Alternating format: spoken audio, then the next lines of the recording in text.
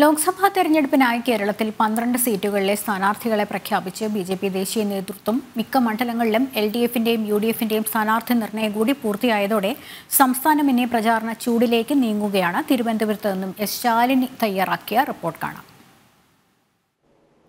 ലോക്സഭാ തെരഞ്ഞെടുപ്പ് തീയതി പ്രഖ്യാപിക്കും മുൻപെയാണ് സംസ്ഥാനത്ത് 12 മണ്ഡലങ്ങളിൽ ലോക്സഭാ മണ്ഡലങ്ങളിലേക്കുള്ള സ്ഥാനാർത്ഥി പ്രഖ്യാപനം ബിജെപി ദേശീയ നേതൃത്വം നടത്തിയിരിക്കുന്നത്. ഇതിൽ സ്ത്രീ പ്രാതിനിധ്യം അല്ലെങ്കിൽ വനിതാ പ്രാതിനിധ്യം ഉറപ്പാക്കിക്കൊണ്ട് 3 മണ്ഡലങ്ങളിലേക്ക് 3 വനിതകൾ കൂടി എത്തുന്നുണ്ട് എന്നുള്ളത് മത്സരത്തിന്റെ ചൂട് വർദ്ധിപ്പിക്കുന്നുണ്ട്. ഒപ്പം തന്നെ 2 കേന്ദ്ര മന്ത്രിമാരാണ് സംസ്ഥാനത്ത് ജനവിധി തേടുന്നത്. തിരുവനന്തപുരം ജില്ലയിൽ നിന്നാണ് 2 മത്സരാർത്ഥികളും അല്ലെങ്കിൽ സ്ഥാനാർത്ഥികളും കേന്ദ്രമന്ത്രിമാരായി ജനവിധി തേടുന്നത്. തിരുവനന്തപുരം ലോക്സഭാ മണ്ഡലത്തിൽ രാജീവ് ചന്ദ്രശേഖറും ഒപ്പം തന്നെ ആറ്റിങ്ങൽ മണ്ഡലത്തിൽ നിന്ന് കേന്ദ്രമന്ത്രി വി മുരളീധരനും ജനവിധി തേടുന്നുണ്ട്.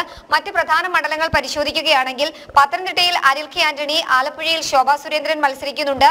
Palakkad C Krishnakumar, Thrissur Suresh Gopi, Kozhikode M T Ramesh, Malappuram doctor Abdul Salam, Ponnani Nivedita Subramanian, Vadakara Prabul Krishnan, Kasaragod M L Ashwini, Kannur C Raghunath എന്നിവരാണ് നിലവിൽ പ്രഖ്യാപിച്ചിട്ടുള്ള ആദ്യഘട്ട പട്ടികയിലെ സ്ഥാനാർത്ഥികൾ.